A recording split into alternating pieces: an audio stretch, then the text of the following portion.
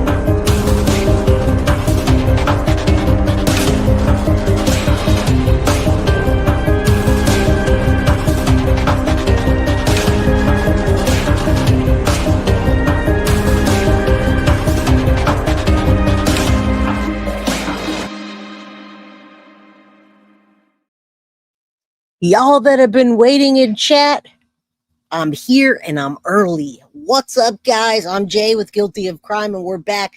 Happy Monday. Oh my God, my cold is still dragging on through the weekend up until today. Now, listen, I gotta tell you guys, I'm so glad you're here. Good to see everyone. Come on in, hit that like button, subscribe if you haven't, get a membership if you can. Now, quickly, I want to explain to you guys, thank you for those, our chat. Please come on in. I want you, first of all, to know, number one thing, I know a lot of people are sharing my video, reacting to my video, clipping my video, and talking trash about my video, but I assure you, the video that we made on Friday is to get Jenn Soto arrested, and that's what we're doing. All right, good news, guys. Now, I cannot give you detailed information on the case, but I can tell you this. Every person that I've talked to in law enforcement, which is multiple, involving the Jennifer Soto, Madeline Soto, Stephan Sterns case, and the media that I'm working with, first of all, I want to thank the people that are helping me in this initiative behind the scenes. It is getting traction. They did not shut me down and say the case is closed. They happily called me back and invited me multiple times, multiple people to share the information that I have. And I am okay to continue putting the spotlight on Jenn Soto until she's arrested. Now, listen, there's people talking, a lot of people talking on other channels. I don't know if it's their jealousy or they don't like me, saying that I'm giving Stephan Sterns a platform. No, dum-dums. If you watch true crime on every channel, every person that's a YouTuber or a journalist that takes their channel seriously will get the interview with the murderer, with the rapist, with Lori Vallow, who took the life of her children and then blamed Tylee for doing that and taking her own life. All right. So this is just simple. I will interview any the big M word, any rapist, any person that wants to let me interview them and bring it to you guys to go and see what's in the mind of that person, especially the case that I've been covering for over a year and a half. You're damn right I'm going to do that. So those that say I'm giving a platform, y'all are idiots. As soon as Jenn Soto gets arrested or law enforcement comes out and makes an announcement that tells you all that the case is being looked at, it's opened, I sent them everything that I need to send them, and they verified it.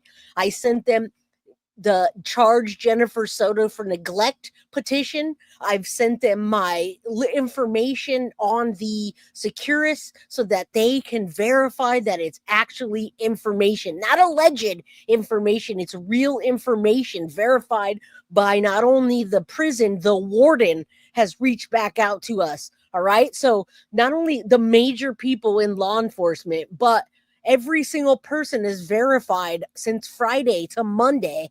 And I do have a regular job, y'all. So for those of you idiots that are out there making videos about me, saying this, y'all are the ones that don't know what you're talking about. Go back, do some research and fact check before you do that. And by the way, if you're going to clip my channel and use my content, don't bash me.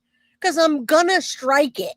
All right. So that being said, come on in. Thank you for supporting the channel. Carlisa Vanaker, thank you so much for the $9.99 super sticker. Anybody else that wants to get a membership, gift a membership, what have you, y'all. I'm going to drop this link. I really am still sick after this. I'm still sick from the weekend. I had a sore throat, yada, yada. But I was on the phone all day with different law enforcement agencies and media outlets, not social media outlets, actual media.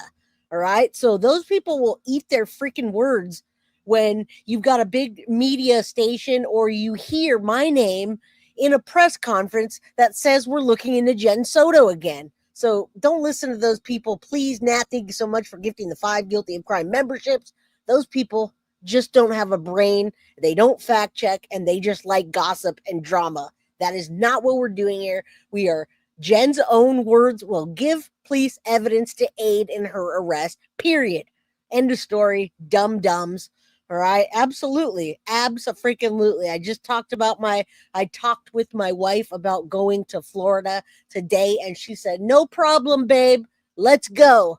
All right. I have no boundaries with anything. I give you guys everything straightforward, transparent. There's no alleged here. It is what it is. It's evidence. And whatever Stephan says, he can lie or not lie. Use your little tiny micro brains to dissect the facts before you go spit out nonsense and then tag me in it. Come on, y'all. All right, let's get to it. I didn't drop the link in chat. I'm just heated because I'm so tired of people. I thought when I came onto YouTube, I thought we were trying to do for the better. I thought we were trying to get a rest and help kids with their voices and whatever. Not so much, because it seems like the creators that actually want to help get bashed the most. All right. So that's why I came on a little bit early. I wanted to tell you guys that we are making progress in the arrest of Jennifer Soto. You guys will hear about Jay Scott from Guilty of Crime by either a big media outlet or law enforcement. All right. So that being said, keep that in your back pocket because it's coming. Something is coming, and this case is not closed. All right. Haters gonna hate. Yeah, they're just a bunch of dum-dums. And I don't come up here just to lie to y'all. I'm very transparent.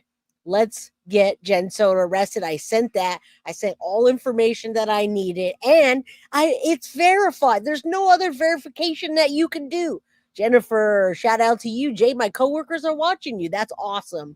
All right, so there is the petition. I made sure I sent that off for all of you that asked me to do that. All right, we're going to put this up there because that's what we want to see next.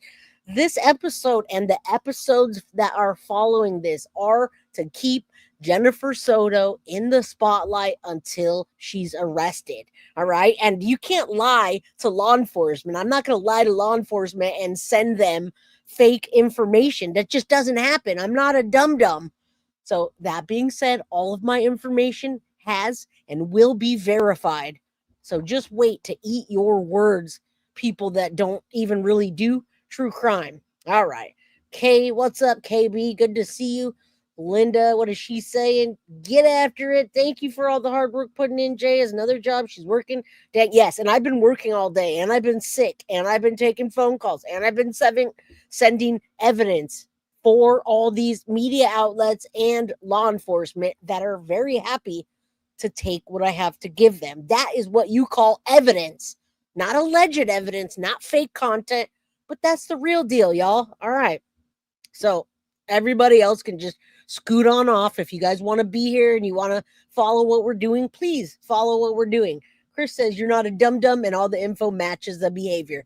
Abso-freaking-lutely. Now, let me talk about what we're doing today. Keep eyes on Trash Soto. Exactly. And I'm telling everybody, I'm telling law enforcement, news medias, I am telling them all the stuff that they need to know that I've learned in this case, that I have in this case, and I've got accolades from them. They've given me accolades. Jay, you did a fantastic job. I couldn't have got this evidence without you. I can't believe you've been following this case so long. Oh, all right, it's all there. Nancy Jean, thank you so much for the $4.99 super sticker. That being said, hashtag let's get a Jenn Soto arrested. In the meantime, let's keep her in the spotlight so she doesn't run off to Puerto Rico or somewhere that money can buy.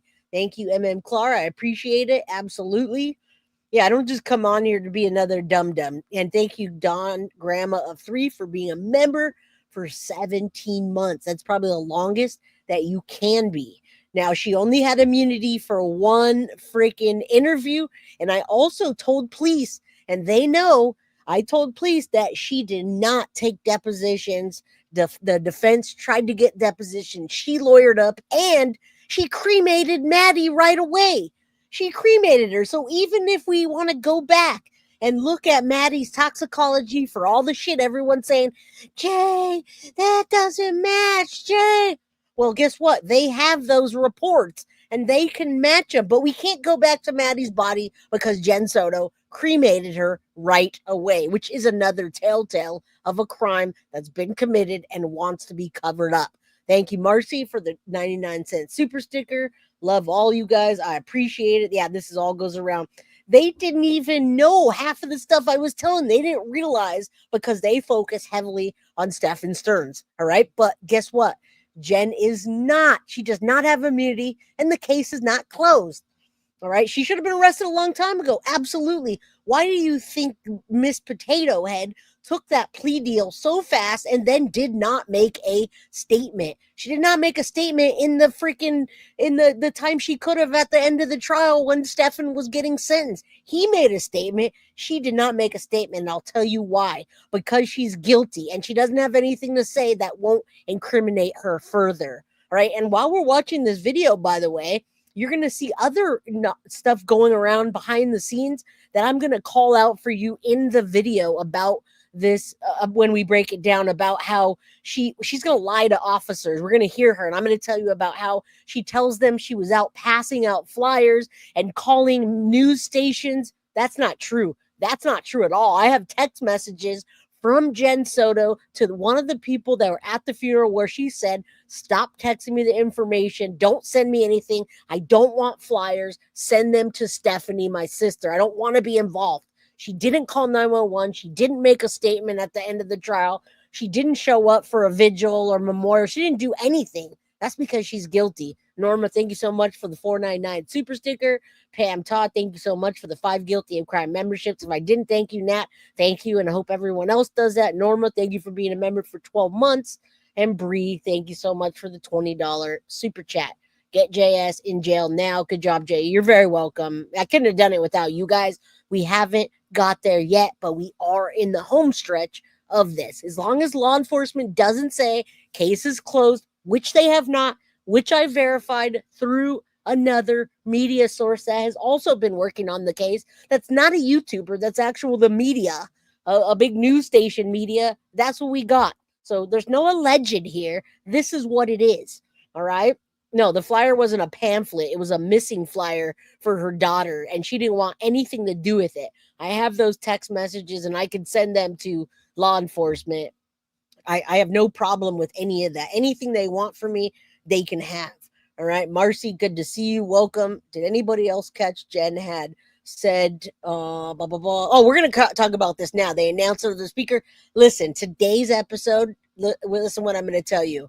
All right. So today's episode, there's 52 sensitivity markers clustered around critical deception points. 41 pronoun anomalies showing psychological distance from Maddie, 23 instances of hedging simple facts that should be remembered clearly. And then we're talking about the temporal lacunae, missing time during the most important hours, and passive language concealing who did what. All right. Now, this isn't just body language interpretation. It's also like deception detective style, right? It's body and it's the body language and breaking down statement analysis. Now, listen, this is not speculation. These are pure forensics that have helped solve cases like Susan Smith in her carjacking case of her children, Chris Watts, where the family was, and Casey Anthony Zanny, the nanny fabrication. All right. So that's what we're going to go over today. And hopefully these words of her own and the evidence that we're giving to law enforcement will aid in her arrest. All right. And I don't care about all that. Everybody's already said that, Gillian. Every person that I've talked to said Stephan's a liar. Stephan can't be trusted. And the conversation behind the scenes are yes, he's lied. And yes, he's a liar. But now you fill in the blanks. I don't care if Stephan's lying. Have you seen the Lori Vallow interview where she lies about Tylee taking the life of JJ and then taking her own life? We all know Lori Vallow's lying about that, but it's a step closer to her knowing about the deaths and being prosecuted. So whether or not you guys give me a yeah, they all lie. Thank you, Jack. They all freaking lie, of course. What's up, Thomas Karras? How you doing, my hero? I really hope the investigators can find solid proof to indict Jenn. And without solid evidence, we, the public, will be left to speculation. And Thomas, I am going to follow this through. I talked about you. We actually talked a lot about the case. I talked about you having to call in multiple times. Well, guess what, Thomas? I have the direct connection to the people that can make this happen. So thank you. Thank you for, letting me know that it takes a little bit of work to call. They're very interested. Thank you, Nina Drew, for the $2 super sticker. So, Thomas, I'm so glad to see you here today. I did bring you up in that conversation. We had some good conversations about what happened, what's happening, what happened then, what's happening now, what evidence, and keeping Jenn Soto in the spotlight to keep that pressure on law enforcement to either do a press conference and say, she is cleared. This woman did nothing. Yeah, thank you, KB. And yes, let's go back to this. Where did Thomas go? Yes, even though Stephan Sterns is lying, you got the information that no other reporter's gotten. You're amazing, dude. Well, thank you. But yes. We have real information, real proof of this, and we're going to go over her own words today to show you what a lying, crap sack of person Jenn Soto Potato is. I forgot to thank you for the gifted membership. One love. I appreciate you. All right. Yeah, she's absolutely just as guilty. I bet people are really frustrated that their hands were tied. Yes, they were so excited. And I got to tell you, Deb, they were so excited to hear and see what I had and to have me verify it. That's all I got to say about that. I can't tell you names because it is it's a police matter. It's been handed over and that's it. Period. What's up, Misty Free Spirit? Good to see you. Failure to protect. Yeah, so all of it. Yeah, all these killers in the mind of a killer. I would quit YouTube today to go work on In the Mind of a Killer show and not ever have to have people tell me nonsense and blast me and clip my stuff. It's ridiculous. No, Jenn Soto did not get immunity and the case is not closed. All right, we're going to see this through until either they make a press conference that says she's cleared or that they're working on it. There's pressure from the community and from national attention at this point. So let's keep going. I just want to let you guys know this is more than, for me to get likes and subscribes from you guys. It's not about that. It's partially to keep her in the spotlight, but it's also to get Jenn Soto arrested, like I've always said. All right, child neglect at minimum, but wait a minute until you see some of the stuff that I've seen, you'll know it's much more than that. But I do appreciate that, Nina. It's awesome. All right. And I'm still sick from this weekend, but I can't leave you guys hanging. And I couldn't not answer the phone today with all the people that I put my information out to. So that's that. I'm glad she didn't get immunity. Yeah, I wish I could show you, but I will. You guys just have to trust my channel and trust me. And you've been here since day one. Trust that what I'm telling you is true and that all will come to a head and be the way I say it. I'm telling you it is. And if it doesn't, then you're going to still hear them say Jay from Guilty of Crime, All right. Yeah, let's not forget. And I told them that too. Just me. I told them about her drugging Maddie for years. And that night, I told them, go back on the toxicology report. She was cremated right away. I told them things that they didn't even really look into yet.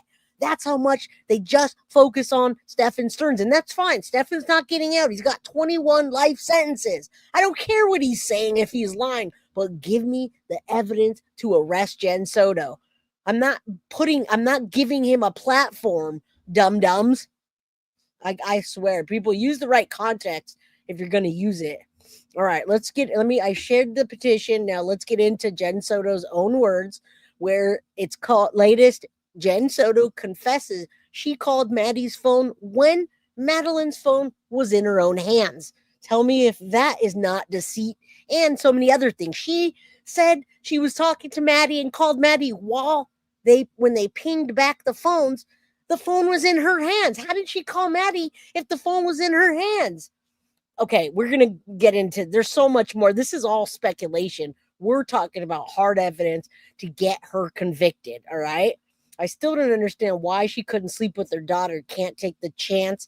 I think about that a lot. Well, it's because she gave her daughter to Stephan Sterns. That's why. Stephan told us that she handed her over. Now, victim blaming or not, he's victim blamed a lot. Stephan has said many times that Maddie started touching him and Jenn encouraged it. That, in my opinion, is still victim blaming. He did the same thing in court. He pissed people off when he said how much he loved Maddie. It was like a gut punch.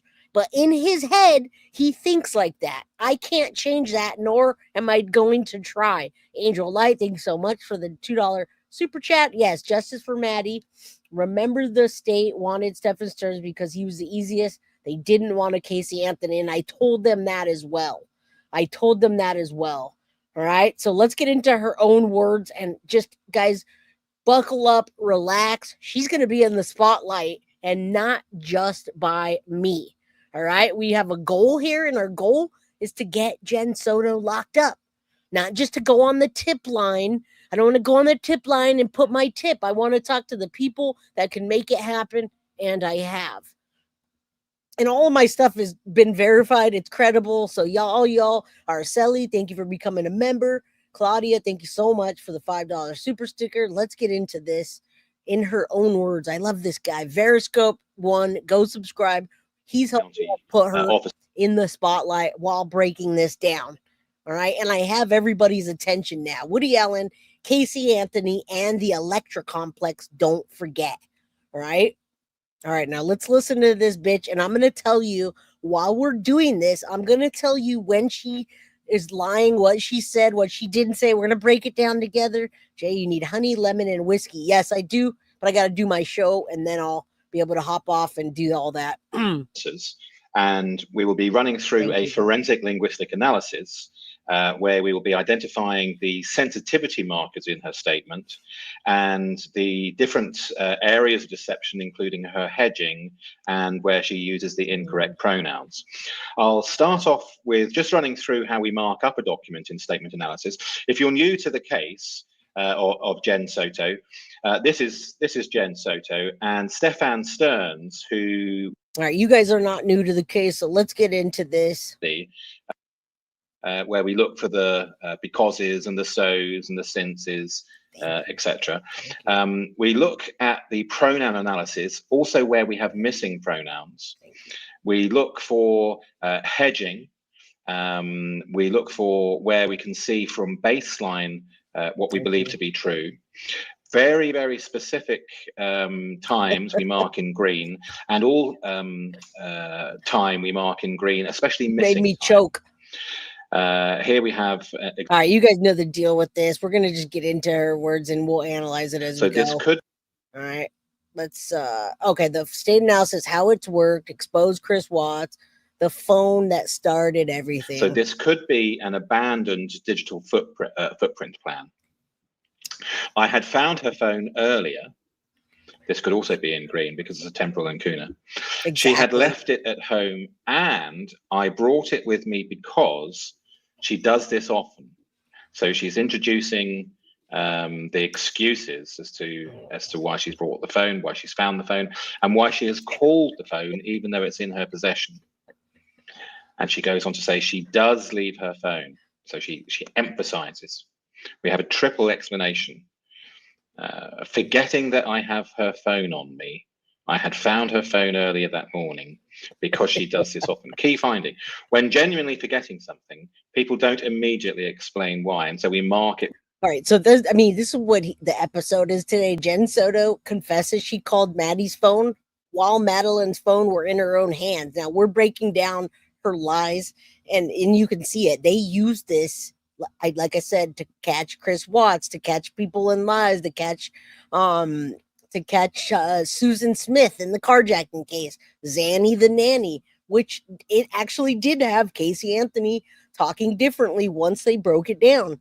So she's literally lying about the phone. She had the phone and was calling the phone, and she forgot about it. With a flag in forensic linguistics.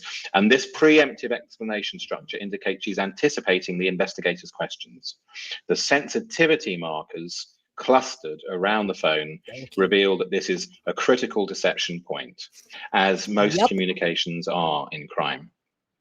Critical finding 2, we'll go through the first 4 and then excessive explaining. And thank you. She told the detectives what she thinks happened to Maddie with the exact details, thinking that Maddie would not be found. You're absolutely right. She did.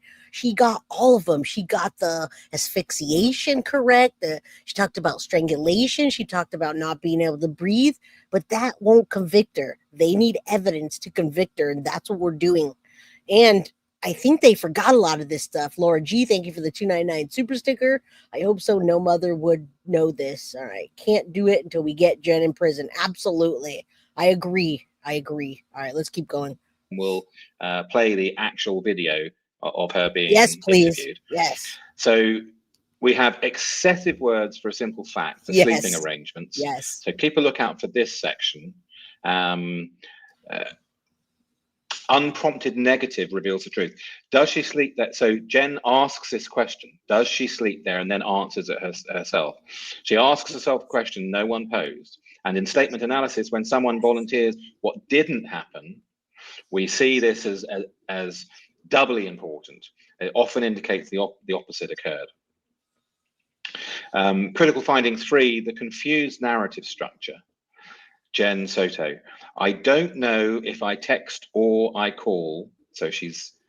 Now, this is important when we're listening to this, and I'm going to break things down besides what he's saying. He's using these linguistics, body behavior. He's using this AI analysis. I'm using what I know about the case. And when you listen to her talk, and she lies straight up to the officer based on information and text messages and emails and things that we've been covering since day one. She just bold-faced lies. And yeah, he's focusing around her talking about where she sleeps right now and her lying about that, which we now know that was not the only time she sent Maddie to bed with Stephan. Look at all the CSAM. How many CSAMs of him assaulting her was Maddie did Stephan have access to Maddie? That's how many times she let Stephan have her. He was trying to take Maddie's body. He was, and he got a flat tire. And Thomas Karras called it in several times.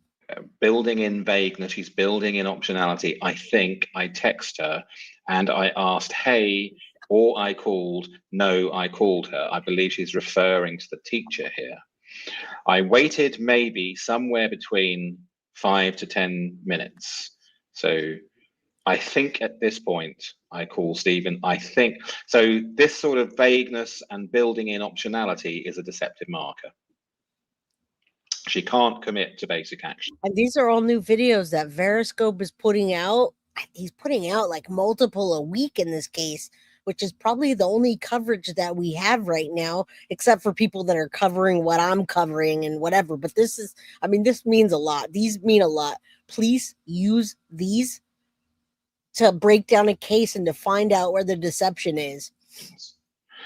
And then critical finding number 4, the forgotten search mission. I had completely forgotten about him wanting to take the drive or that he actually did it. And it wasn't confirmed to me until the following day, where agents came to the house and we sat in the car for a good amount of time. And I noticed the chair has adjusted. Well, the chair doesn't adjust itself in a similar way to the gun went off. That's passive language. So she can't forget the partner searching for the missing child. And in fact, I believe that she was against him going to search for Madeline.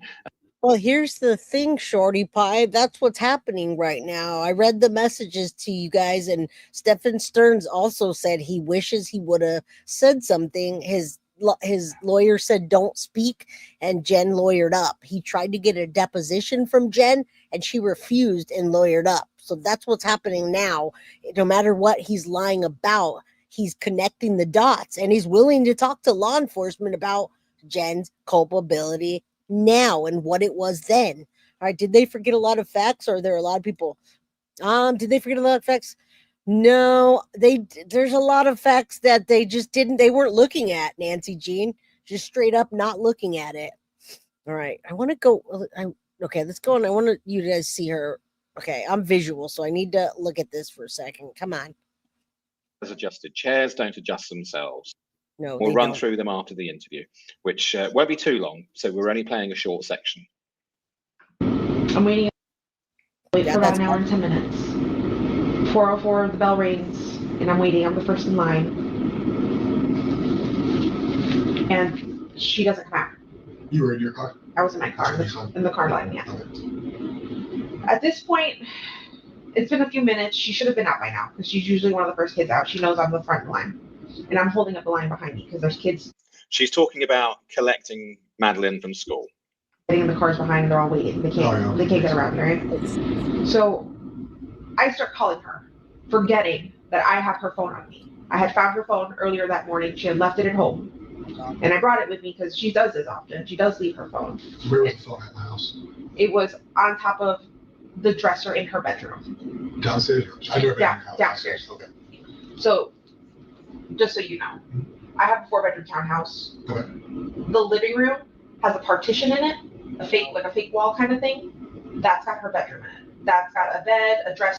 All right, so she's explaining to them why they had different rooms, how often Maddie was there. She's trying to frame this around not knowing much. They haven't found the body yet. She's playing dumb with officers and making a lot of lies. Now, I'm not sure what you guys, I was shouting out to all the super stickers, Laura G, Foxy Amazon, Sherlock Holmes, Nat, Dawn, Grandma of 3, Linda, Pepper for 6 months, Claudia. I think I did everybody. I said thank you to everybody. If I missed one, let me know. But Under the Mystic Moon, Moore, Bree, Pam, Narcy, Norma, MM Clark.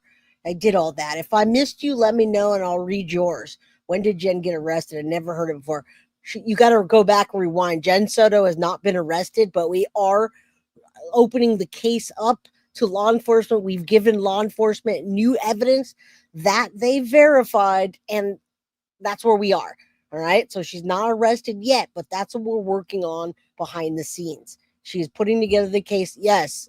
And a desk on it. Does she sleep there? No. She'll hang out there. She'll use her computer and hang out there. That's her hangout spot. I mean, that's a lie right there. There's several pictures that showed her there. I guarantee you that's a huge lie that can easily be debunked. All right. That is a lie.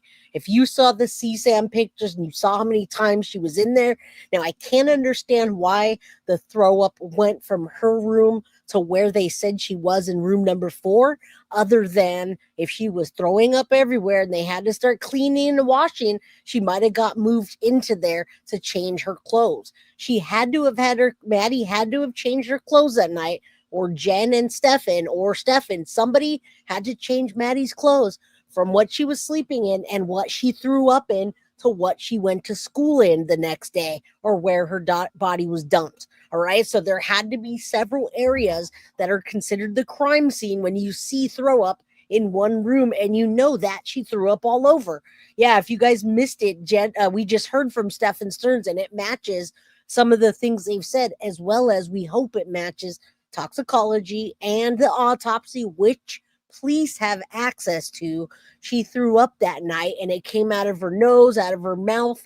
Stephan saying that he thinks that when he came back, that she had threw up everywhere, and in a sense it choked her.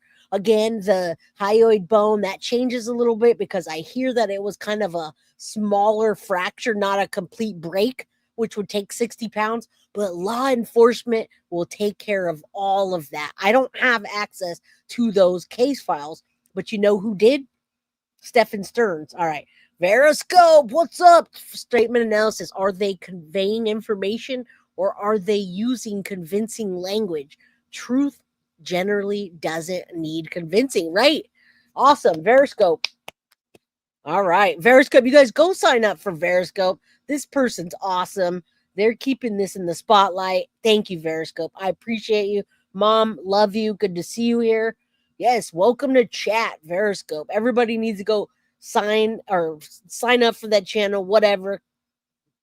Thomas Karras, exactly. If she didn't have to throw up on her clothes, she would have had been put new clothes, which is why Jenn knew exactly what she was wearing and tried to deflect when Stephan Sterns was asked. Right. Thank you. But she primarily sleeps with me every night in my bed. Thank you. That's because I know the roommates wake up super early in the morning. They're going to be in the kitchen. They're going to wake her up if she's sleeping out in the living room. So I don't. So your bedroom downstairs, her makeshift bedroom downstairs, guest bedroom upstairs. Yes.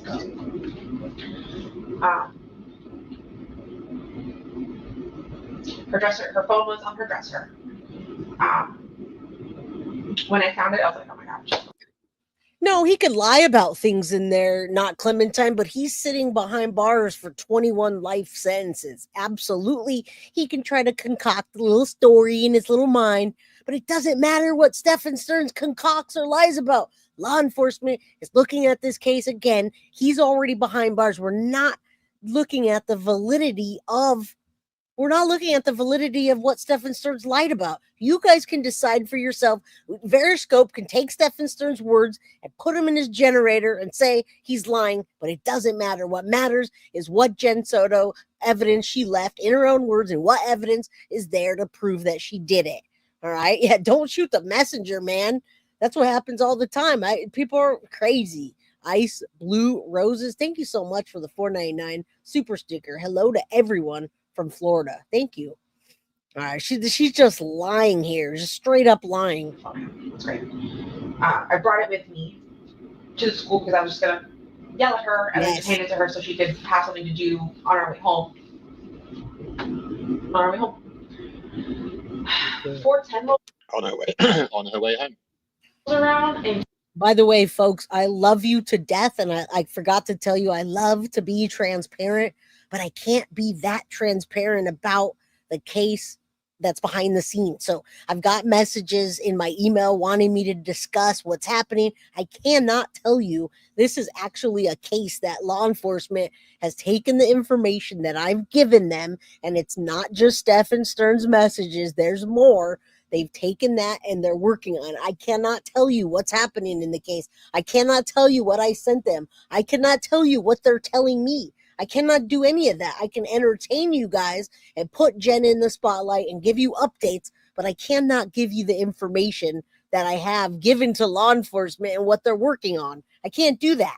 And at some point, they might tell me, hey, Jay, you got to stop covering the case. Get it out of the spotlight so we can do our thing. And if they do, and when they do, I'll be happy to back away from it. But right now, they know that I'm putting the spotlight on Jenn Soto to keep the pressure on. All right. That's what I told them. Yeah, I'm not worried about them. I'm very passionate today. She's still not out. We're 4:09. And then at this point, I'm feeling the pressure from the cars behind me. I'm like, okay, they're all full. They're all waiting for me to leave and she's not here yet. So I take off. And I'm thinking, maybe I missed her. Maybe I forgot to tell her I was picking her up from school today because I don't know if she knew that I wasn't working. Okay, so we look out for tense in analysis, and she says, and I'm thinking, as opposed to I thought. It's recognized that she is also fluent in Spanish. However, she does understand and can use correct tenses. So we recognize that she has gone into present tense. I don't know if she comes off. So I asked I don't know if I told her that I was going to get her. So I left thinking maybe she walked. That's pretty close to school. So here we have the mother stating that she can't remember if Madeline would have been aware if she was picking her up, which seems unlikely. Yeah, I mean, she would have told her. She would have been in contact. She would have done something. This whole thing is just ludicrous. I don't think that she was at that line early because she wanted to pick up Maddie. I think she absolutely did that to have her alibi, just like the blood work. She did that to have her alibi. She left. Stephan came home. He was doing laundry, taking the dog out. She went, came, they talked. She couldn't tell them what they talked about, but she can remember all this, that she was there. She was there, guys. They saw her on camera waiting and waiting and waiting. Nah, that's not how it goes. And Thomas, you know, because you couldn't talk until it was over. You weren't allowed to give an interview. What's up, Kimmy Dawn? All right, let's listen to her lie some more. If I can't pick her up at school, that's where I tell her to. I drove the path she would have walked. I didn't see her.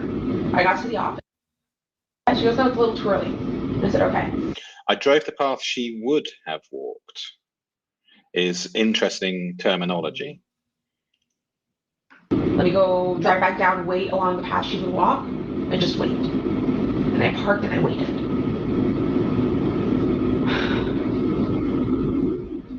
I waited. How long I waited? And again, when there's things that come easy to her that she doesn't have to lie about, she knows how to talk, she knows how to say things, but most of her lies are lies. So she's trying to keep that cover up time of what she did, etc. Jay, listen to her lie some more. Exactly. That's what we're doing. We're just listening to her lie. I can debunk almost everything she says in here. Somewhere between 5 to 10 minutes. She still wasn't there, and I looked at the time and I'm like, okay, she should be back at my mom's office by now. Maybe she took a different path and I didn't see. So, why is it so fast? What happened? No, she's still not here. And I'm like, that's really strange. So I call. I don't know if I text her. I call. I think I text her, and I ask, hey, or I called. No, I called her. I asked. Hold on. The redaction is because people's names are in the transcript. And she said, no, she didn't make it to first or second period. And I said, what do you mean? She was dropped off close to the school. She should have been in school. Even all of these things that she's saying was dropped off close to the school and she called her. She's just creating an alibi for herself, in my opinion, at this point. Coco Cutie says, seeing Veriscope comment on Jay's live made my day. Well, thank you, Coco Cutie. I think it's pretty awesome when creators actually come together for the same purpose of the greater good, like Deception Detective does. I appreciate those instead of the ones that try to break other creators down. And since don't give the subs too much of your attention, all right?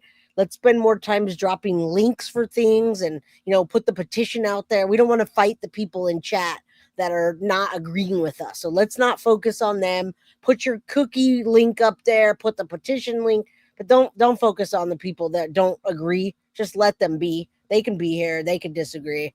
It doesn't matter. School. She goes, no, she didn't make it the first, second period. I said, please check with the rest of your friends, see if she made it to any of her other periods.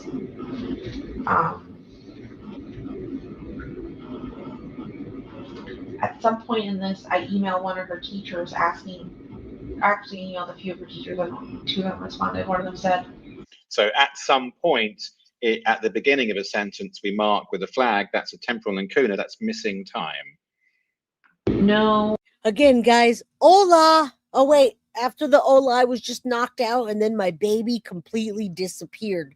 That's what he's talking about by missing time, all right? That's what he's talking about. And I even brought up to law enforcement. I got to tell you, one thing I brought up to law enforcement was the fact that's a huge red flag for every law enforcement officer, even if someone didn't do it, is having a spouse or child cremated immediately after the death of them. As soon as they die, you just go and get them cremated right away to get rid of the evidence. Especially seasoned officers know that's a telltale of deception and being part of a crime. Yeah, Rotten Potato is too drugged out. When I put it on regular, this girl talks like this low. It's so funny. She did not make it to class, and I checked her attendance for the rest of the day. She wasn't at school at all. Like, he sent me a screenshot of her attendance, and it said 0, 0, 0. You still have that on the phone? Yes. Okay. If you need to know what app, I'll tell you what app. It's a special school app. Got it. He said she was missing all day. And at this point, I start to panic and freak out because that can't be the case. She was dropped off. And again, she starts to panic and freak out because she was dropped off. All right. She's in no urgency. Now, remember, Maddie's been missing for days already at this interview. She's been on several news stations and she's given multiple talks. Maddie's going to be found within the next hour and a half in this interview. And I even sped it up by 0.5 and she's still talking slow. There's no kind of interest for her to find her daughter at all whatsoever. Just lie after lie after lie. We also notice when people say, I start, or I started to, right, or we planned. So in other words, I start doesn't mean that you did. It doesn't mean that you've completed the action. So we put in a flag. Flags, as everyone's aware by now, doesn't necessarily mean anything per se or individually, but as we see patterns and clusters of flags and superclusters of flags, we can start to determine whether or not a statement appears to be deceptive or not. So in goes a flag because she uses the phrase, I start to panic, as opposed I was panicking, which is different. Yeah, I mean, really, your daughter's been missing for days. It's just another day in the neighborhood. And I'm telling you, I started to panic when baby Guilty was gone. I was in the first one in line and I texted her. Oh, wait, no, I had the phone. She doesn't even try to correct herself on these things that she's saying. And this is just red flags. This is not going to build the case, what we're doing. But I want Jenn Soto and the Soto family to know that law enforcement is coming. They are coming.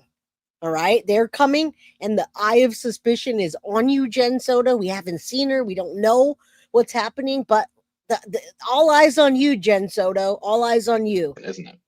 I had to go check her attendance at school, but the office had closed already. The lights were off. I could see a student sitting in there in the darkness, but I couldn't see any of the administrators or anybody in the office. Lights were off. Everything was closed. They wouldn't. We take notice of lights going on and off in statements for reasons I won't go into now, but we would note it. I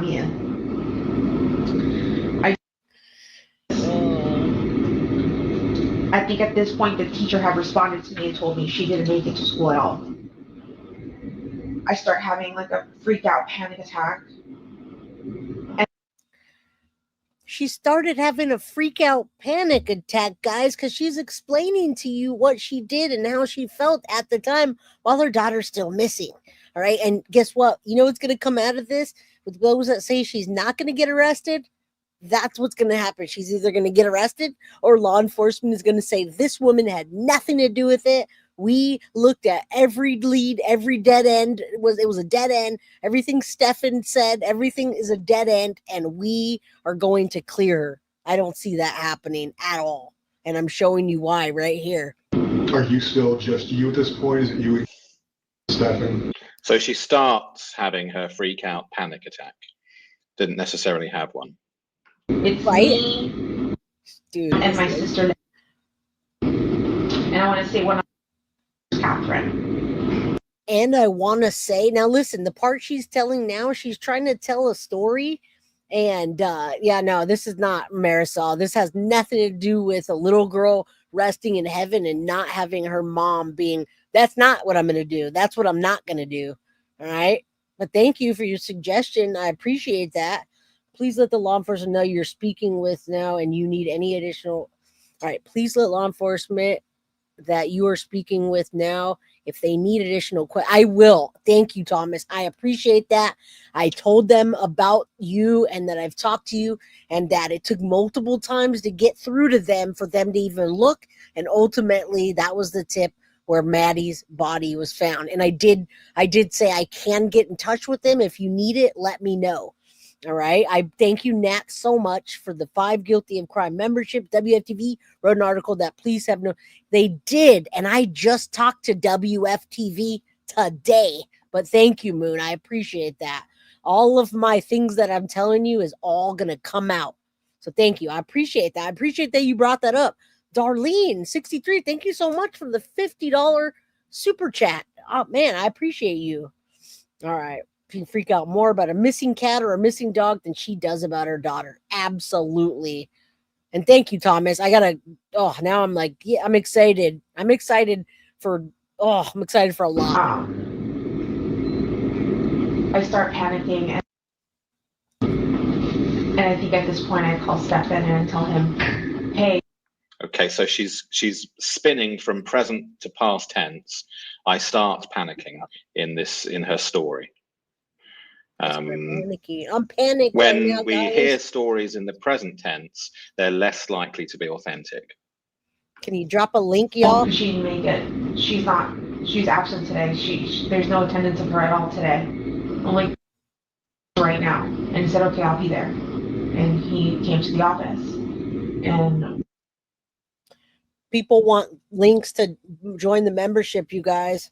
Can you guys drop a link? We have a members only coming up in a couple days. 3 hours, I think. Eventually I contact one of my friends. Eventually, so here we have a temporal lacuna, and we would mark it in green and put in the flag. Whose husband works. She blocked out all the time, and eventually she reached out. Now, I also want to say something to the person that said about WFTV. Let me tell you what, I just talked to WFTV and he told me that it wasn't Shannon Butler. WFTV is full of it. When I told them about Stephan Sterns holding a tire iron, they spun the narrative that a source is saying blunt force trauma to the head. Oh, wow, that was Shannon Butler. So I actually talked to WFTV today, and they're looking at all my information and verifying it. And the statement that did come out, the reason he wrote that statement is because law enforcement tried to get rid of him. Unless he had information, they don't give a shit about some newscaster on WFTV trying to get a story. That's not what's happening here. We're not trying to get a story. The story's here. We want the evidence to get to law enforcement so they can arrest Jenn Soto.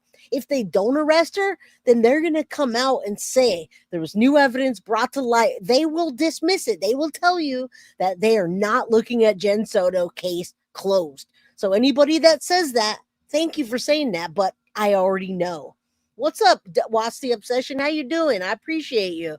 You guys go sub up to What's the Obsession. I'm obsessed with her Watts information. She covers everything but Chris Watts stuff is awesome on her channel. Go sub to her. Drop a link. Love you. Good to see you, my friend. Or ex-husband works for OCP, or for you guys. Orange County Sheriff's Office? Yeah. Okay. And I messaged him and I talked to him and I asked him what I should be doing because you guys There's aren't no responding deal. quick enough. There's no deal. You know his name? Where he works? Yes. Nick Mann. Okay. Or Mahon. I'm not Do you know sure. what he does here? I think he works for SWAT. Okay. Sure. Figure it out. Yep. Yeah. Yeah, and the person that I talked to from WFTV today, Thomas, it's interesting because he told me that exact same thing. He says, wait a minute, law enforcement, when I reached out to find out if I can get another story or I could put something out, he told me that they shoot him off. They just said, hey, there's nothing right now. And so that's a statement that he put out. And also the verifying, he actually verified it right with me. I talked about you, Thomas Karras. He verified that situation. But yes, at this point, they're just trying to get a story and a narrative. They weren't trying to do any like getting Jenn Soto arrested or any of that. But right now, let's see what happens with WFTV. They did tell me that, and we'll see if law enforcement gives them the time of day. He wants to know as well. So we're all pushing on law enforcement here. And they're not saying go away. They're saying send me what you have. Very interesting. All right. Very good information. They definitely are happy about it, so to speak. I guess happy is a good word. He tell you to wait. I can't remember anymore. She just whispered, I can't remember. I think he let us know that there were other. She literally just whispered, I can't remember. What?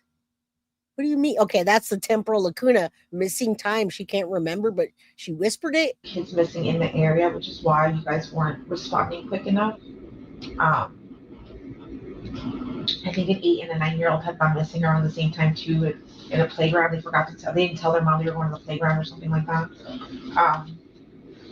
So all the cops were over there on that side of Hunter's Creek. My sister's boyfriend, ex-boyfriend, whatever he is, Yep. thought it would be a good idea to go to the park and talk to a cop there and see if he could bring a cop back, and that's what he did. Okay. And everything is pushed by Stephanie. I assure you, everything that's happening here that she's talking about is pushed to Stephanie to call law enforcement, ideas of what to do. That's where it's coming. She's absolutely storytelling right now. 110%. She's just telling a bunch of lies. And I cannot tell you what law enforcement is doing. All I can tell you is that law enforcement is very, very, very interested and open to the information that I've given to them. And not only that, they've already checked it and validated what I'm saying and where it's coming from. That, and if the case was closed, I assure you they would have said, I don't want anything. I've talked to them multiple times already, and it's only Monday. Just saying. And then at that point, that's when the cops started asking us questions, taking a report. Yep.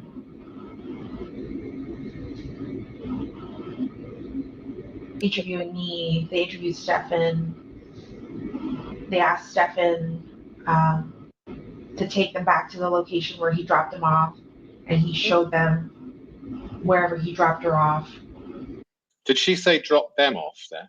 She said, no, I think she said wherever he dropped off, but she knows by now they spent days together. So she's not locking down where Stephan dropped her off. She's trying to leave that open because she's lying. Everything she's saying here, after listening to it again, the little bit of information, the small details, the big gaps, the freaking red flags, guys. Come on. Indy Isham, good to see you, my friend. Much love.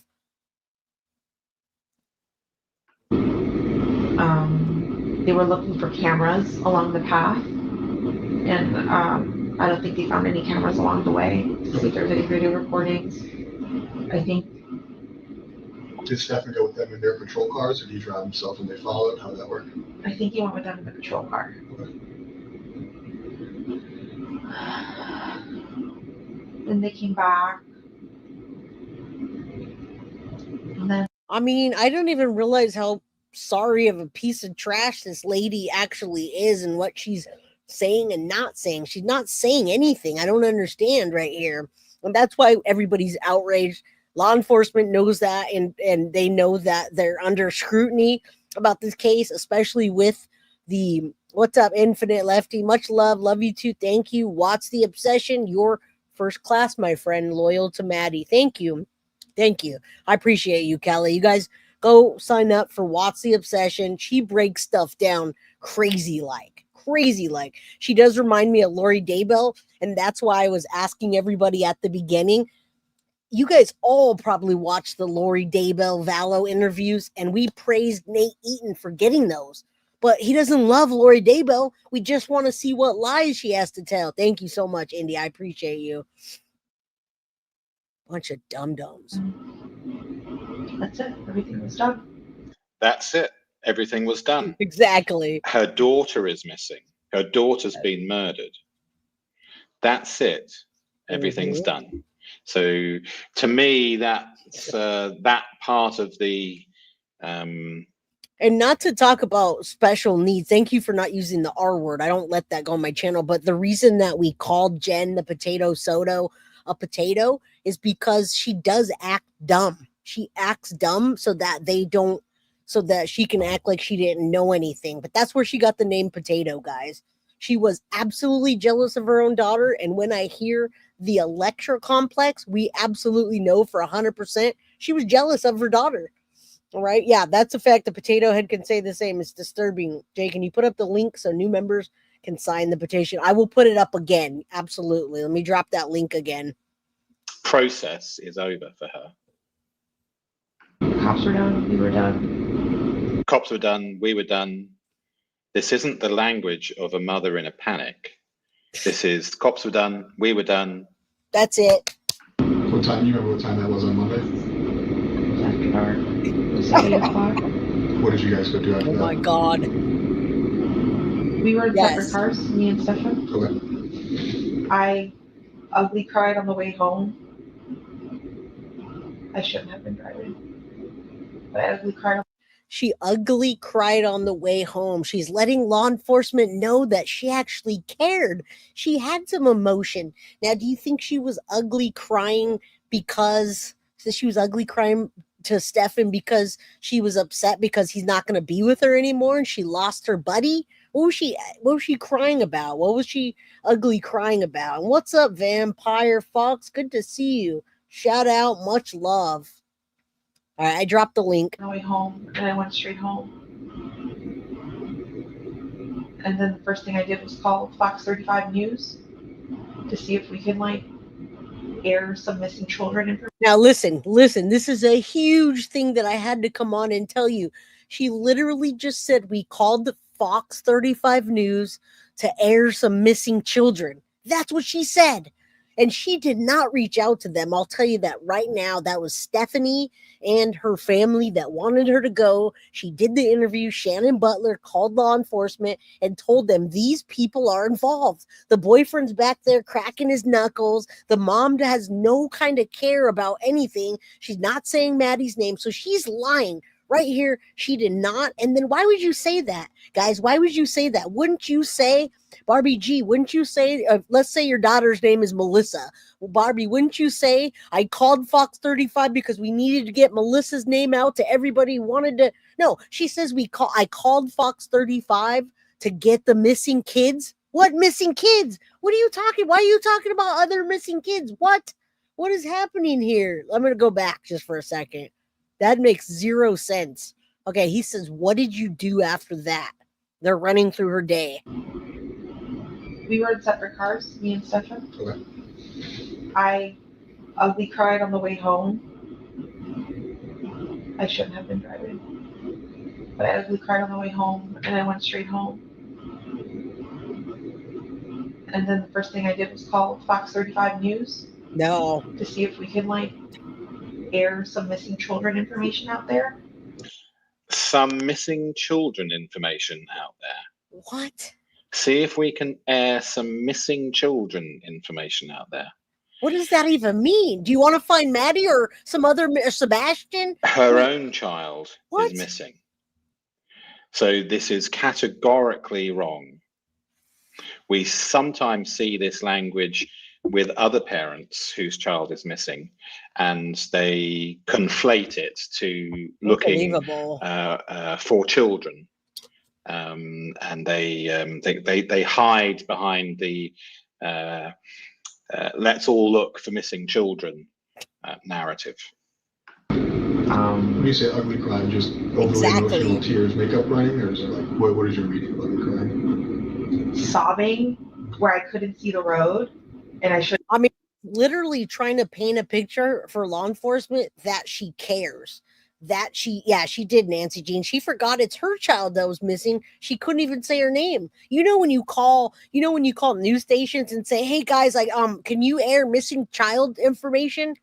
What is that? Talk about Sebastian? Or is it your child? What are you talking about? Oh yeah, just missing children in general. Can we get over here? I'm sorry if I didn't say hello and I didn't clap back. I'm on the phone. We're going fast. So happy guys, happy support, Jay and Maddie. All right. I have been driving, I was swerving. Makes sense. Fox 35 come out to your house, or what was their response? They responded the following day. I think we did a Zoom video interview. Again, this is hard for her to talk about, guys, because she knows she needs to tell the truth. Yeah, she needs to go straight to hell. I like that comment there. This is hard for her to talk about, guys. She had an ex that did nothing. I had an ex that did nothing but ugly cry. Not once, but she ever described any of the cries, ugly cries. Even the detective is like, ugly cry? Describe that. She's absolutely trying to redirect. And the sighs are like, she he's bothering her. Don't bother me. Did Stephan follow you home? I don't know if he followed me, but he drove home, yeah. I mean, was it within a reasonable time when you got there? Yes.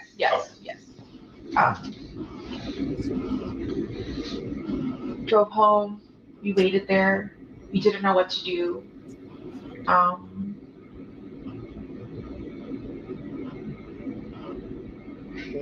I stayed up late. I think I called Fox 35.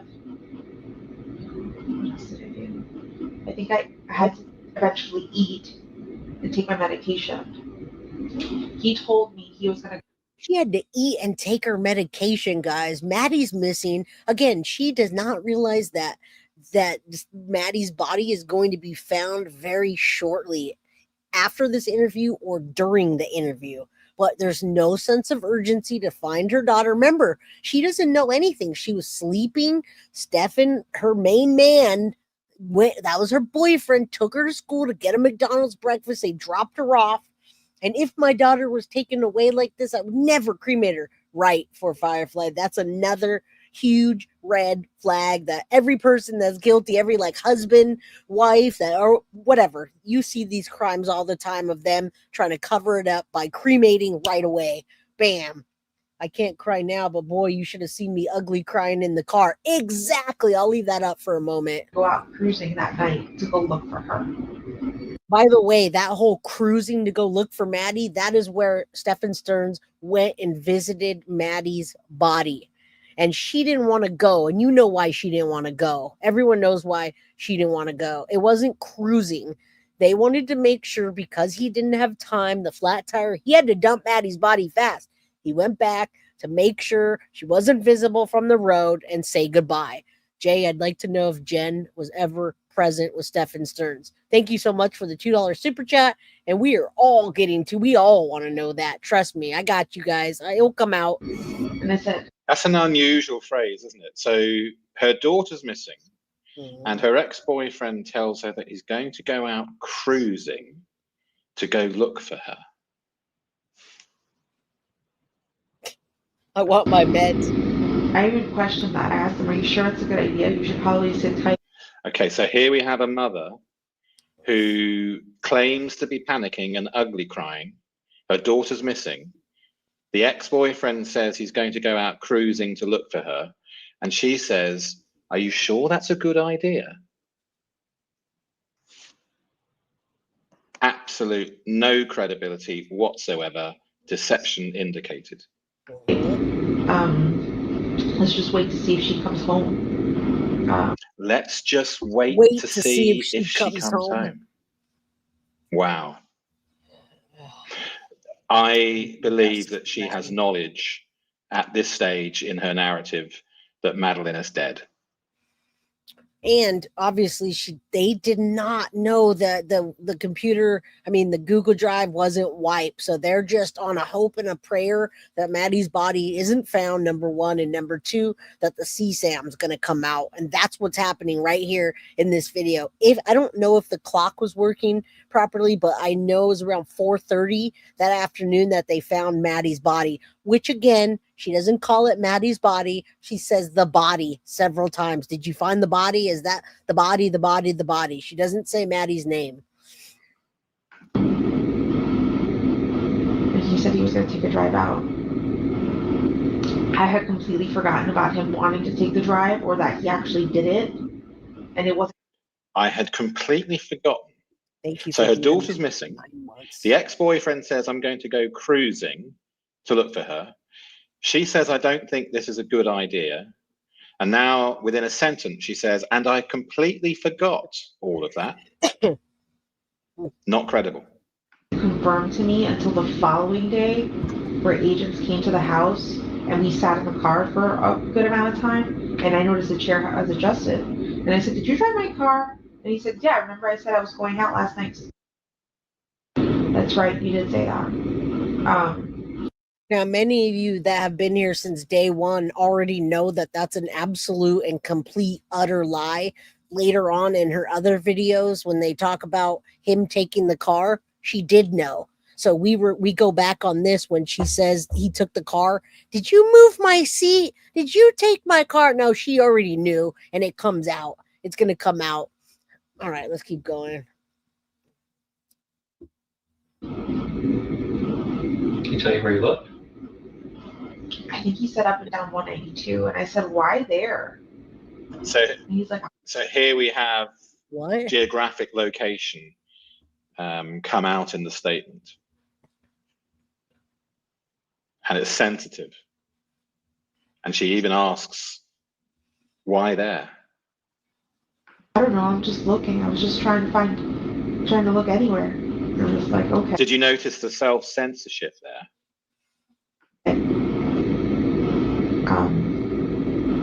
Did you say if you found anything or talked to anybody? Or just roamed? Yeah, roamed.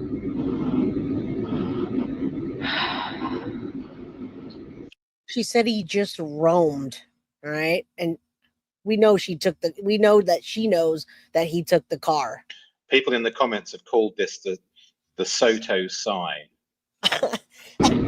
Oh. When you were getting ready for bed, you were tired, emotional. Were you falling asleep when he left, or were you already asleep when he left? I was already asleep when he left. Okay, did you sleep downstairs? In your bedroom? When you woke up, was How does she know that she was already asleep when he left? Right? he already awake? Was he still sleeping? He was asleep in his bedroom upstairs. The guest bedroom? Yeah. Okay. Did you take your medication that day? I did. He said, "Did you take your medication that night?" Had she said no, they'd have known that was a lie. And she's saying that he was up in his room and she was in hers. I really do doubt that. I really doubt that they weren't talking about are they going to find Maddie's body? What clues did you clean up? That just doesn't make sense. How do you fall asleep when your child's missing, right? Did you take your pills? Yes. Well, we know that's true. So let's keep going. What did you guys do Tuesday? Notice when she's truthful, she's quite clear, and it's quite easy for her to say, "I did." Or just you guys, if you're not together, you're not together. What's the timeline on Tuesday? Tuesday, he slept. I woke up early and started making phone calls to like the national hotline for missing and exploited children. Why would she call what? Your child's missing one day and you're going to call. She went missing on Monday. By Tuesday, she was calling NCMEC. Was she calling about other children? Was she calling about Maddie? That doesn't even make sense. And yeah, he probably did sleep all day because that's a task to get a body that's a body no longer alive, dressed, move her around for hours, go from the front to the trunk, go back and visit the site, clean up, throw up, and collude. They definitely need to look at this again. If they need to read transcripts, law enforcement, read the transcripts, please. She's literally saying she called the hotline for missing and exploited children. What? Doesn't even make sense. I called the number that the sheriff's office had given me to see if they had any information, and they let me know that she was like the investigator. Okay, so not to see if they found my daughter, no, she's but not. to see if they have any information. Completely different psychologically, because in my opinion, she knows her daughter has already been murdered. So she's being careful about how she words it. Everything in this interview, she's super careful about how she words it. And you could see it in these patterns and the ones that we called out at the very beginning. 42 times, 20 times, 50. I mean, just deception. Why is she sitting on her hands? Is that so she doesn't do this? Because she keeps doing this. What is that? What did she say she was? I don't know, Mom. I don't remember what she said her position was, but she had just gotten into the office and was just starting to work on it, so she didn't have anything new for me. Anything new for me? Do you see? Yeah. This is not the language of a panicking mother desperately searching for her missing child. I called her to see if she had anything new for me. No. And she's got that little smirk on her face right now. A lot of us have seen that in the video, in different videos where she's doing interviews and she has that smirk. I'm surprised she didn't ask for an attorney. Well, guess what? She did right after all of this. She didn't ask for an attorney. She actually got an attorney. I absolutely do not believe that they read her rights in here. We don't see them reading her rights. Anything you can say, they weren't doing that. They were interviewing Jenn Soto as the mother of a missing child at this point. All right. Pearl Lopez, for the same reason Lori Dabo could dance in Hawaii, she knew her children were dead and buried. Absolutely. Man. Her name is Bonnie Mitchell. I remember that. She remembers her. I am not good with names, but she can't remember the times. She can't remember, according to her, what Maddie was wearing that day. But she remembers Bonnie Mitchell's name from Missing and Exploited. What? She asked me to send her some photos the National Exploited Children's Hotline place asking for photos as well. I think at this point, I had asked my friends and family to start contacting news outlets to try to get as much attention on this as possible. I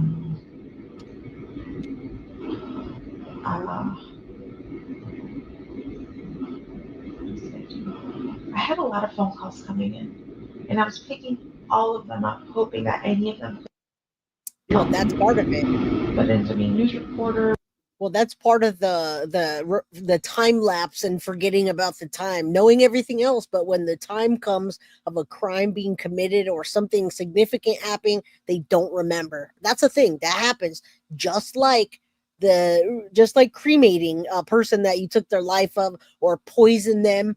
Now, Maddie was, according to a lot of people, we knew and we talked about Maddie taking lots of pills. We didn't know what extent it was of the pills she took. Well, guess what?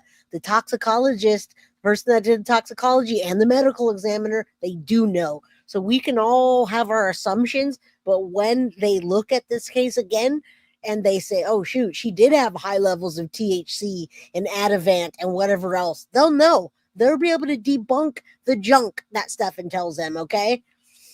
It's not our job to do that. Now, we can do that and put Jenn Soto in the spotlight, but law enforcement ultimately has to take this and do their job, or we're just talking. Or people who had seen my phone on my phone number on a flyer and was trying to give me suggestions.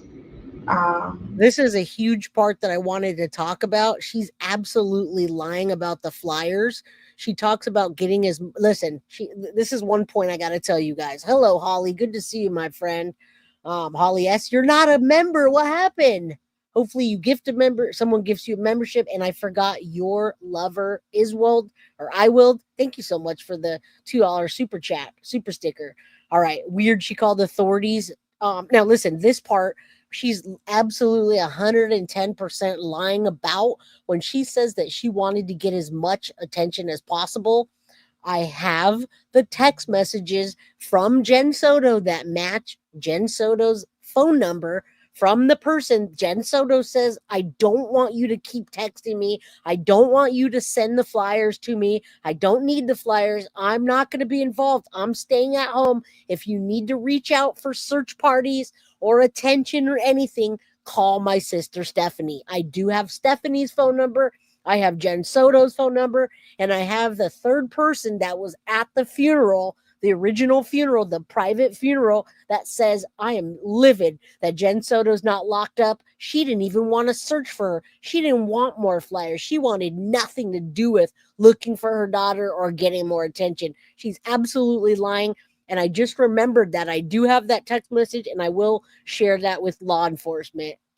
All right, let's keep going. I don't know what I missed. If I missed you guys, Carolina, thank you for being a member for more than 8 months. I know it's been longer than that.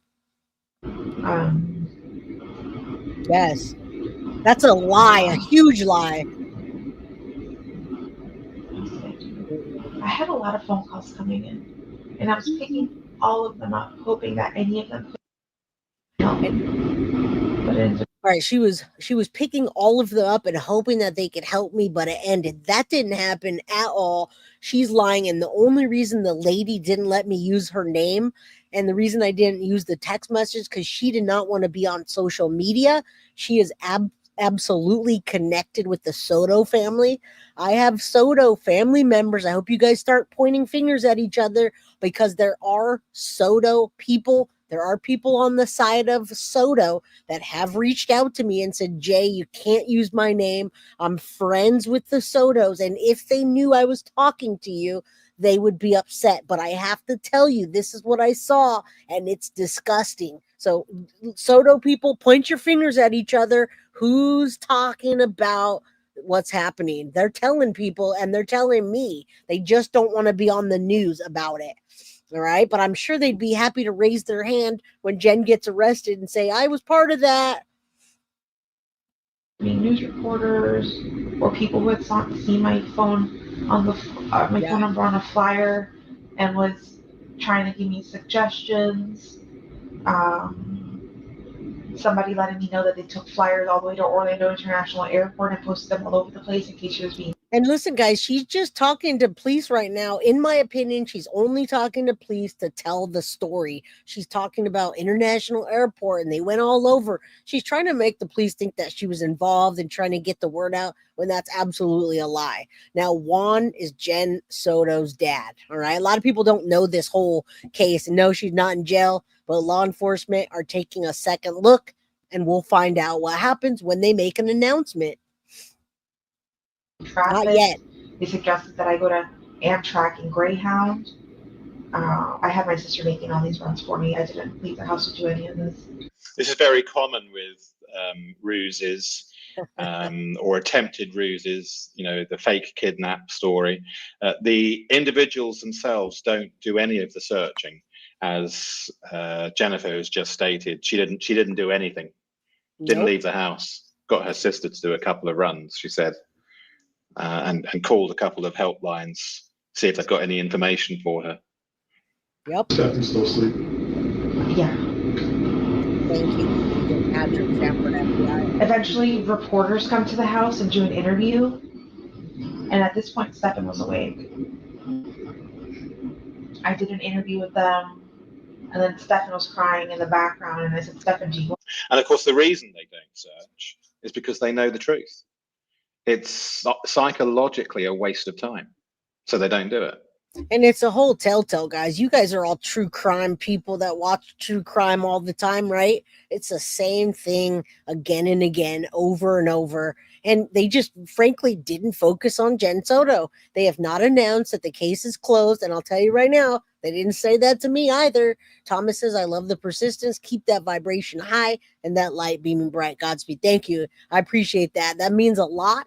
And it really does hit home. I always got to remember to keep the vibration high and keep the low vibrations just away from me. But sometimes when I'm feeling sick, like this weekend with the sore throat and all that, sometimes I get into those lower vibrations. But thank you so much, Thomas, for that reminder. I appreciate you.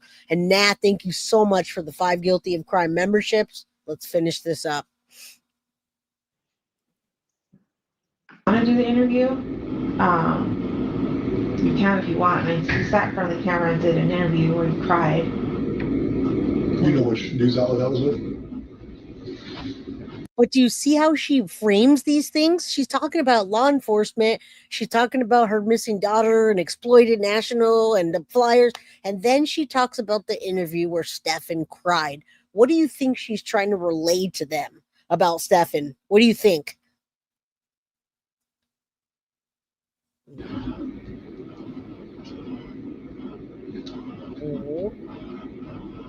I know there's a video on Fox 35 With he him has sitting- appeared to be on a webcam. Yeah, that was Zoom. He was sitting in the Zoom. background for me. Okay.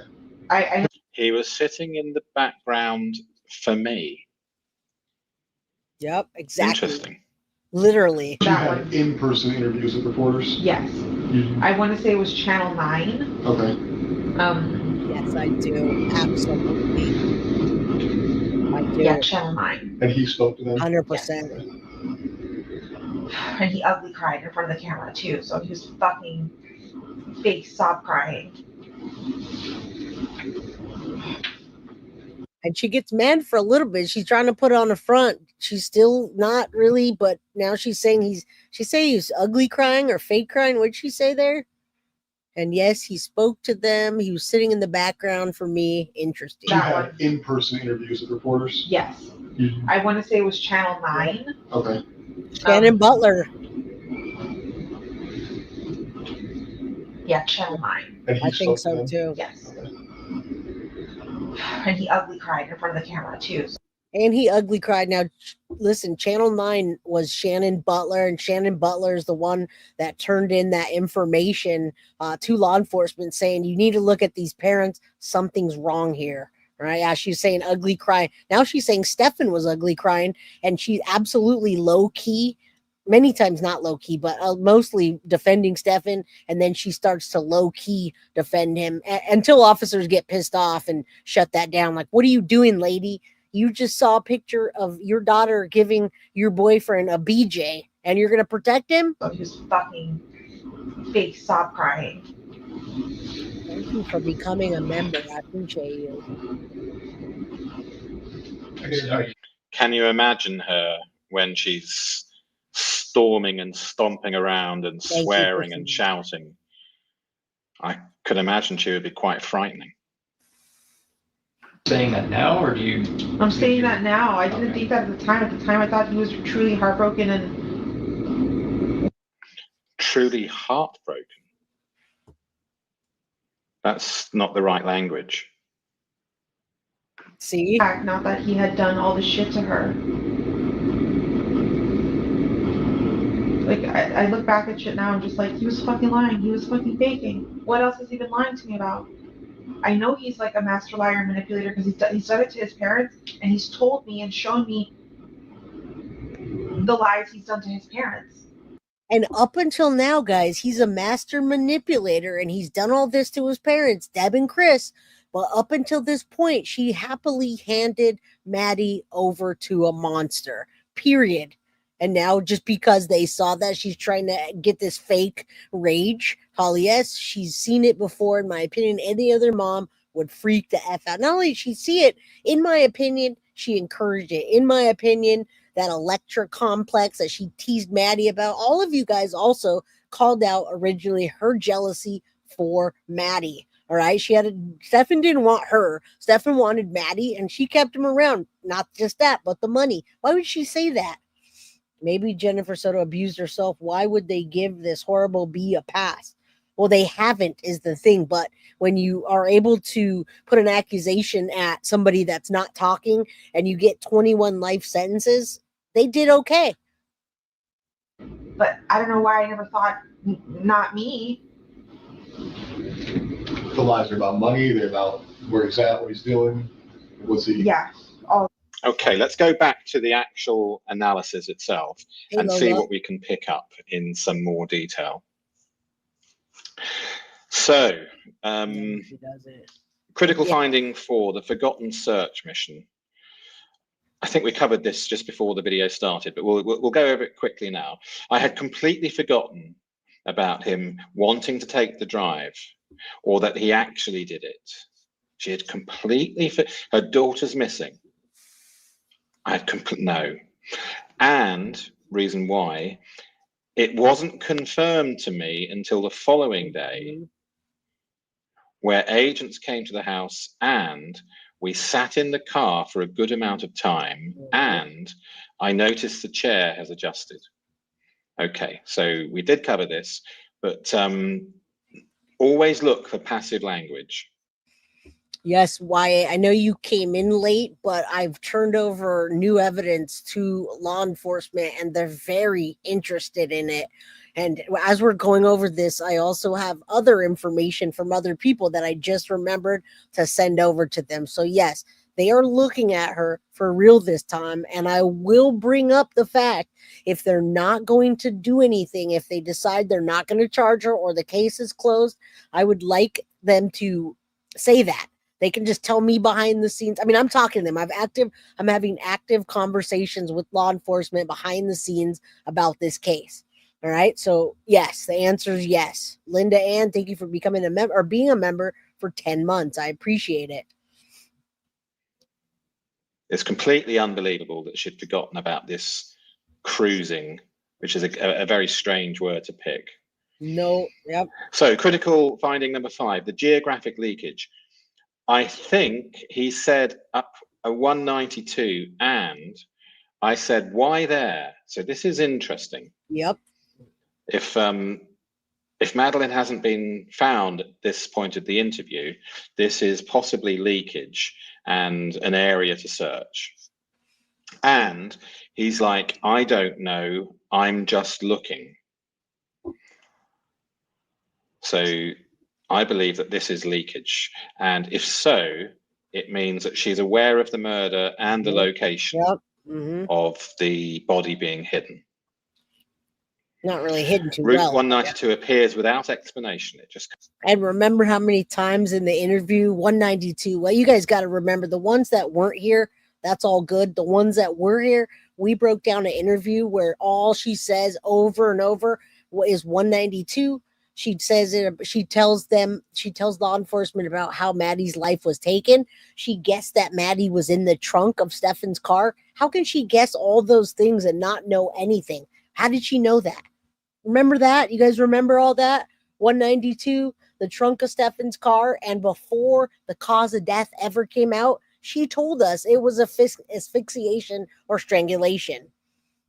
She told us. Out of the blue. In statement analysis, when specific details emerge without context, especially locations or numbers, they represent information the subject knows is significant, remember that? but doesn't intend to reveal very often. Our brains formulate statements based upon all of our knowledge. This is a principle of statement analysis. This includes information we would rather keep secret. It can spill out. Critical finding number 6, the retrospective deception detection.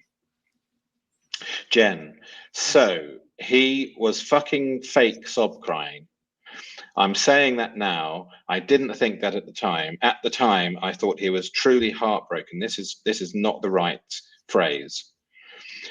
And not that he had all this shit and not that he had done all this shit to. And I do think that he told her that he was heartbroken. That's all Stephan has ever really said about this, is that he's so heartbroken and broken up. I'm sure they did have a conversation and he was heartbroken that Maddie's life was taken. Well, because she was the perfect victim. She had been groomed since the age of around 7 and just handed off to Stephan. So yeah, he was devastated. He's been saying that. Whatever devastation looks like in the sick mind of some old dude that is in a relationship in his mind. Again, it's not a relationship when you're an adult doing that to a child, but in his mind, that's what it was. And there's 1,111 people in chat. Say a prayer that Jenn Soto gets arrested. Thank you. All right. Yes, full and utter justice. And thank you. So we look for this pattern, don't we? Look back at shit now, and just like he was fucking lying, he was fucking faking. I know he's like a master liar manipulator because he's done it to his parents, and he's told me and shown me the lies he's done to his parents. But I don't know why I never thought not me. Yep, that too. So we have the patterns that we've all come to know. Prior knowledge of deception capabilities. She reveals sophisticated understanding of his deception patterns. This isn't new knowledge for her. Yep. And she's also beginning to blame. Done it to his parents, shown me the lies, but is confused as to why her. Critical admission. I never thought not me. This reveals she knew he was capable of elaborate deception, but chose to believe she was exempt. I don't believe so. I believe she's party to the cover-up, at least, if not party to the murder and party to the crimes that have occurred before. And I want you guys to know that a lot of the questions you guys are asking, we are asking. Deb has asked that. We're waiting on a reply. Stephan reached back out. And there's a lot more questions. I also when I spoke with law enforcement, I asked them if there's anything that I can do to help. Let me know if there's any questions they want answered. If they need something validated, let me know and we'll do whatever. And they've given me some ideas on how to X, Y, and Z, and that's what we're working on. Obviously, we can't talk about the direct things that are happening in the case or what they are specifically looking about, but it will all come out just like the COD did. We didn't think we were ever going to find out exactly what the COD was, and it came out. All right, yeah, what heartbroken. For the murder, which is probably the motive for the murder, because it was about to be revealed, in my opinion. Someone aware of these patterns wouldn't be completely fooled during the actual events. Critical finding 7. She cannot commit to her own panic. I start having like a freak out panic attack. Remember that? The word like is hedging, and also I start doesn't necessarily mean that they completed the action. So here we have 2 deception markers, which lead me to believe that this isn't true. The word like is hedging language about her own emotional response. According to forensic linguistic principles, people don't hedge genuine emotions. Real panic doesn't need qualification. You either have a panic attack or you don't. Right. You don't, you have a panic attack or you don't. And she's just feeding the story to law enforcement for what they want to hear. All right. Now, I don't know. I'm not going to speculate on the motive. I absolutely think that the taking of Maddie's life was an accident, even if it were an accident by strangulation and it was too hard. I absolutely think, and from when we find out if that's true, that Maddie had a bunch of THC, Ativan, and sleeping pills, that will slow your heart down, and then try throwing up all over yourself, coming out of your nose, coming out of your mouth, laying on your back. Absolutely. So I don't think there's a motive like that per se, that Jenn was like, I'm just going to take her life tonight. I don't think that's what happened. Yeah, she's always in a panic attack. I would want this guy to analyze me during a heated argument, right? A hedge, because people don't like to lie. The unconscious doesn't like to lie. So it puts this sort of language in. Reveals this is a performance of emotion, not genuine maternal terror. When emotion appears in the wrong place in a statement, it indicates deception rather than experiential memory. Critical finding 8, missing time often equals missing information. At some point in this, I emailed one of her teachers. Eventually, I contact one of my friends. The next thing I know, finally, I ugly cried, etc. Hey, Angel. Temporal lacuna throughout the critical period. Words like at some point, eventually, finally, the next thing I know indicate missing time, missing information. I'm not sure. This might be an example, but now listen, I'm just going to tell you, obviously the motive for cover up right now, I'm going to tell you based on the conversations I've had, it was because they gave her too much medication. Had they called 911 that night, not only would they have known that Maddie was being over medicated that night and on a regular basis, but they might have known about the CSAM as well. Once they had Maddie, let's say that she had OD'd and already, let's say that really happened. Stephan went for a walk to figure out what to do. When he came back, she wasn't alive from all the stuff happening. Obviously, they did not want and we're going to call law enforcement and say, hey, we gave our 13-year-old daughter a bunch of D rugs and she OD'd and I've been CSAMing her for years and her mom's okay with it, but I'm going to call 911. They did not want to get caught up in that. That's what I'm going to speculate on. All right. And that's what I'm hearing from the conversations. They gave Maddie too many pills and THC that night. Remember, you guys know if an addict stops being an addict and they get clean, their chances of overdosing goes up by a huge amount, by a huge percent, versus if you're doing it all the time. She's a little girl that was supposedly clean and doing good in school for the last month. Then Stephan came in and they gave her a bunch of THC, double doses of Ativan, which is, in my opinion, for an adult, and then sleeping pills. If that doesn't slow your heart down, I don't know what does. As opposed to actual transcript. Key principles. To withhold information, the subject must be thinking about it, but not stating it.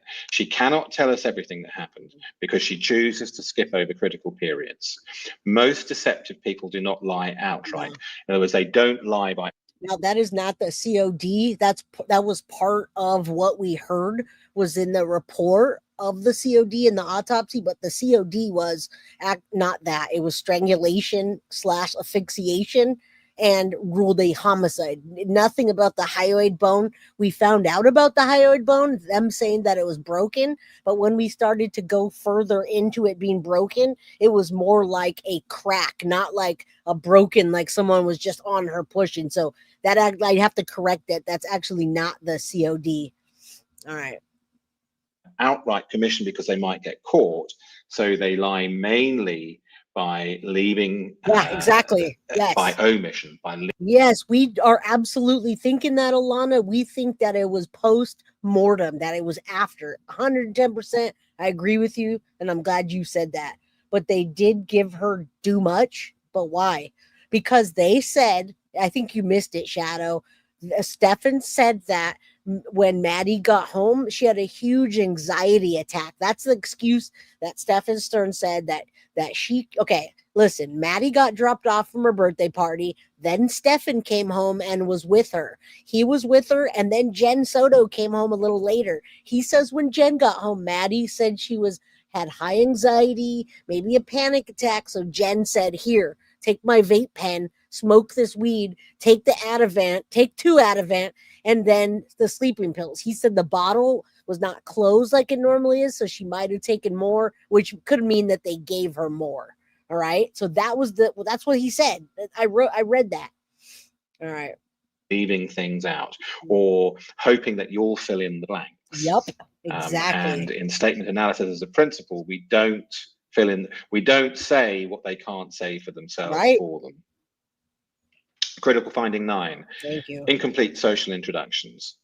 I think at this point I called Stephan. They later interviewed Stephan.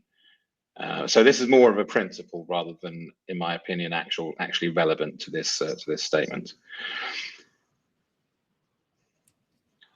Yeah, that's more of a principle. So what's missing? We don't have the true maternal fear and terror. We don't have it, do we, in the statement? And in fact, we have that she's calling the child helplines not for Madeline, but for children in general. Yep. That is very, very telling. I'm absolutely convinced, as much as I can be in statement analysis, that she is aware of that her child has already been murdered, and I believe she's also fully aware why. So we have, and she told it, guys. Veriscope is saying this, but we've seen this. We've seen her in the interview be a psychic. It's psychic Jenn Soto that told us Maddie was in the trunk. Maddie was dumped on 192. And I forgot what else. Right now, there's 3 separate things that she told. Oh yeah, 192 in the trunk and dying by asphyxiation. She said all of those things before any of it was released. All right. Linguistic pattern convergence. Triple explanation cascade about the phone. She has an anticipatory structure about what the detective might ask. Indicates deception. Excessive justification of the sleeping arrangements. Far too many words. Extremely sensitive around this subject because she knows why, in my opinion. Cannot commit to basic actions. Excessive hedging throughout. And this is just a short part of the transcript. Yeah, that could be completely forgotten the search for her missing child that evening. And she forgets her ex-boyfriend suggested going out to search for her. And she even suggested to her ex-boyfriend that might not be a good idea. And then suddenly in the morning forgets this even occurred. No. Incorrect. Deception. She knows everything else, and she can give you the details down to the T in the eye of Stephan and what he does and how he moves and et cetera. But she can't tell you what happened in that 30 minutes from the time she got home and Maddie went to bed. Now, you're not going to, I just don't believe any of that. Yeah, she doesn't, because that's a telltale sign. It's a telltale sign when time is missing. Hence, hola, you get knocked out, wake up, the baby's gone, and everything else happened. Everything you don't want to tell police that you can't remember. Why do you think she is not? She is not being charged. Who said she wasn't being charged? Nothing about this case. Nobody's ever said she's not being charged. They just said they haven't charged anybody now, and they're not looking. They made a statement a while ago, but there's no not being charged. That's just not it.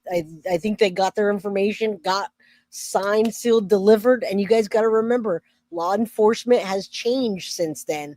There's a new chief of police. There are new people there. There are a lot of new different people in there. I can't even name. There are a lot of new people. I believe she's still in Florida hiding out at Stephanie's house. And why deception? Because she's involved. Yeah, thank you. Route 192, specific mention. I believe this is unconscious leakage of the location 192? Where poor Madeline was eventually, there was an attempt to hide her body. Missing maternal distress. Sophisticated deception, but claims ignorance. Now, Stephan said that it was money. I asked him that same question, Tony, and Stephan said it was money, that there was no, I said, did Maddie call you and say that Tyler, her dad, wants her to live with him and you freaked out, so you hurried up and got over there? Why did you ask your parents for anxiety medication? And he said no. He said that he was stressed out because Disney wasn't working out and that was his favorite place, his favorite job. He didn't have money. He was going broke. So he goes back to Jenn's house. He hurries back to Jenn's house. I don't know why Jenn called him. Deb is in chat, and Deb said that Stephan was on speakerphone when Jenn called and told him to get over there. She wanted it. We don't know why. He tells us that he was asking for anxiety medication because he was stressed out about his money situation and his job situation with Disney. That's the statement that I got from him. All right, but we don't know. We don't know for sure. But that he's not saying that he knew about Tyler, and he absolutely denies and has seen the toxicology autopsy. Maddie was not pregnant. So those two things it's a debunk. Focus on establishing not knowing rather than finding the child. Hedging genuine emotion. Lots of missing time. Passive voice.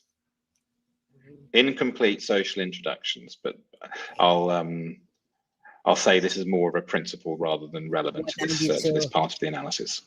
High deception probability. Multiple independent linguistic anomalies.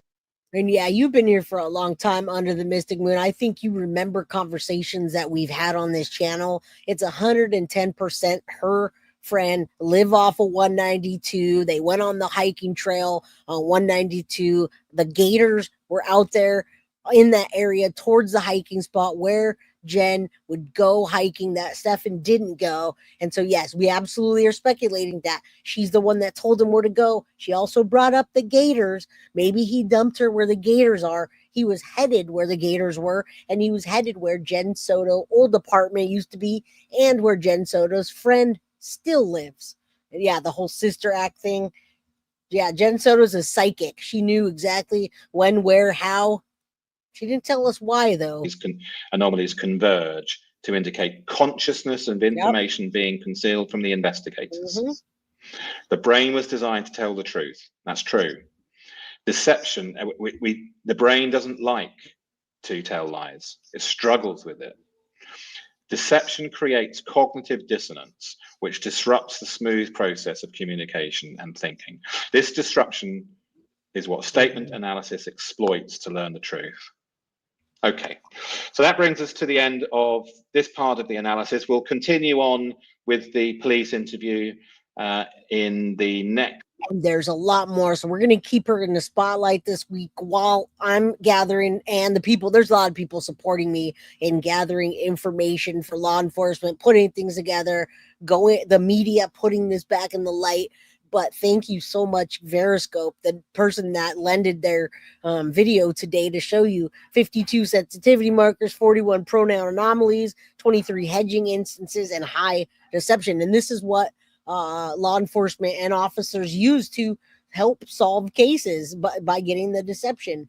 All right, so I'm going to put this back up. Jenn Soto is not arrested yet, but that is what we are doing behind the scenes to get over anything that we can to law enforcement that will help aid them in opening this. Well, it's not closed. So looking back at Jenn and with fresh new eyes, with new people in the job of the law enforcement that was there previously. A lot of those people are gone. Marco Lopez gone. His wife gone. Other people that worked there gone. Trafficking, the money laundering, all that. So a lot of new law enforcement in there that are taking over the case, and that's what we're trying to do. So again, we're going to focus this week. We're going to put the spotlight on Jenn Soto and the deception that she's given throughout this case, and we're going to let police do their job.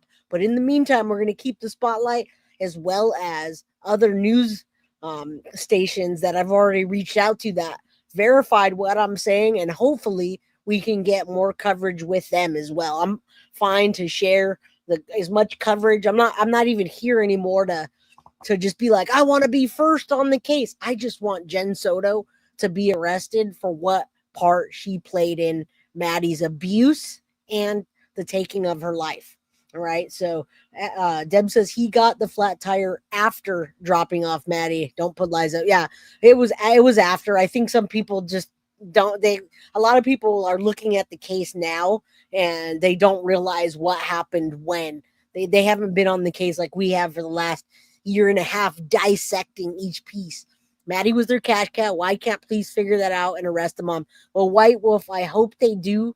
And I want you guys to know, you can email me guiltyofcrimebyj@gmail.com.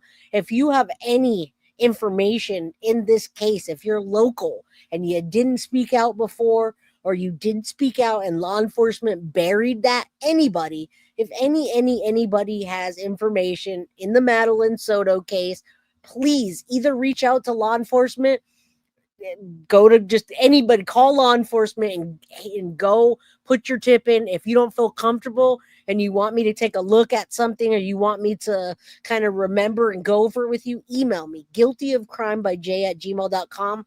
But if you do email me about the case and what's going on, I can't message you guys back. I cannot tell you what's happening behind the scenes. But for now, I'll come on and I'll share a little bit what I can and keep the spotlight on Jenn Soto.